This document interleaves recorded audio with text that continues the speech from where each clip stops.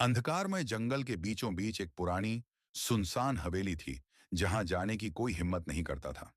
गांव के बुजुर्गों का कहना था कि वहां एक औरत रहती थी, खूबसूरत मगर मनहूस, आकर्षक मगर घातक।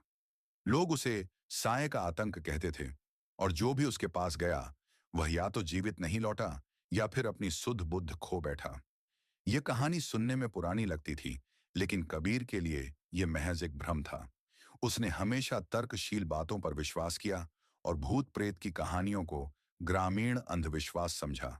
मगर उसके भीतर एक जिज्ञासा थी, एक ऐसी बेचैनी जो उसे उस हवेली की सच्चाई जानने के लिए मजबूर कर रही थी। गांव के कई युवक शर्त लगाने के बाद भी वहां जाने की हिम्मत नहीं करते थे, मगर कबीर का स्वभाव ही अलग था। एक रात वह अकेले उस हवेली की ओर निकल पड़ा, सिर्फ अपनी बहादुरी साबित करने के लिए। जंगल के घने पेड़ों के बीच से गुजरते हुए हर तरफ सन्नाटा था। पत्तों की सरसराहट और दूर कहीं उल्लू की आवाज ने माहौल को और भी भयानक बना दिया था। कबीर ने पीछे मुड़कर गांव की रोशनी को देखा, जो अब धुंधली पड़ चुकी थी।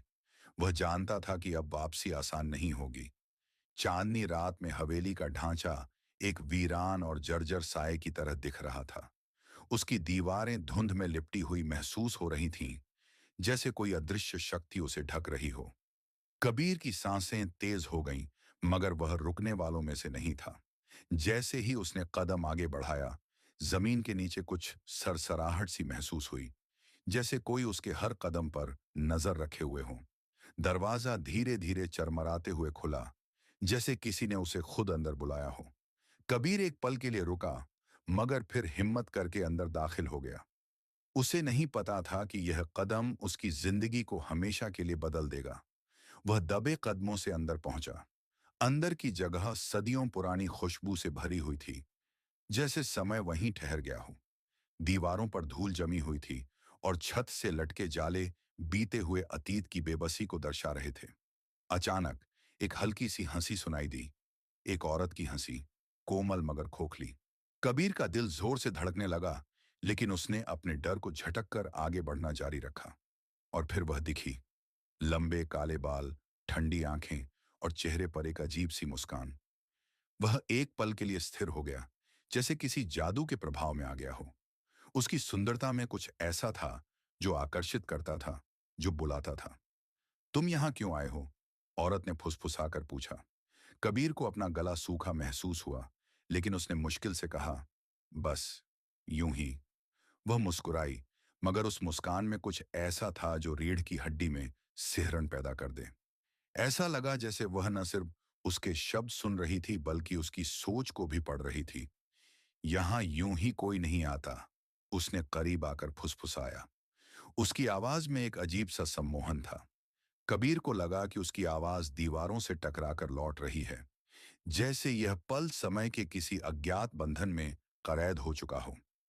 उसकी खुशबू अजीब थी, पहचानी हुई मगर अवास्तविक, जैसे सदियों पुरानी यादों में बसी हुई हो। वह महक किसी पुष्प की नहीं थी, बल्कि किसी विस्मृत गाथा की थी, किसी ऐसी कहानी की जिसके पात्र अपनी मृत्यु के बाद भी जीवित रहते हैं। कबीर का दिल तेजी से धड़कने लगा, और उसे महसूस हुआ जैसे जमीन उसके कदमों तले हिल रही हो, जैसे कोई अदृश्य आंखें उस पर नजर गड़ाए बैठी हों। तुम डर रहे हो कबीर? औरत की आवाज में एक फुसफुसाहट थी, मगर उसके शब्द जैसे हर तरफ गूंज रहे थे। वह और भी करीब आई, और कबीर की पेशानी पर पसीना छलक आया। डर एक सुंदर एहसास है, अगर इसे महसूस करना आ जाए। अचानक कबीर को अपने शरीर में अजीब सी सनसनाहट महसूस हुई, जैसे कोई उसकी ऊर्जा खींच रहा हो। वह पीछे हटने लगा, मगर उसके कदम जंजीरों की तरह भारी हो गए। उस औरत की आंखें गहरी होती जा रही थीं, जैसे वह एक अनंत अंधकार में गिरती जा रही हो। तुम्हें यह पता होना चाहिए था, उसने धीमी आवाज में कहा। जो यहां आता है वह वापस नहीं जाता। हवेली के दरवाजे जोरदार आवाज के साथ बंद हो गए। कबीर ने मुड़ने की कोशिश की, मगर उसके कदम जैसे जमीन ने जकड़ लिए थे।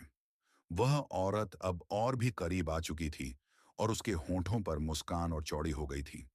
मैंने तुम्हारा इंतजार किया था, कबीर, कई वर्षों से। कबीर की